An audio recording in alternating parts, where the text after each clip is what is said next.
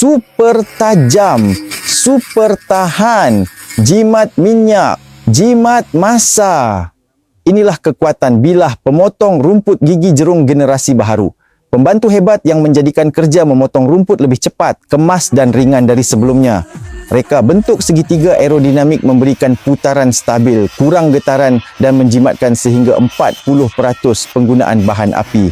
Gigi jerung super tajam dengan sistem asah sendiri, mampu memotong semua jenis rumput tebal, lalang malah batang kayu dalam beberapa saat sahaja.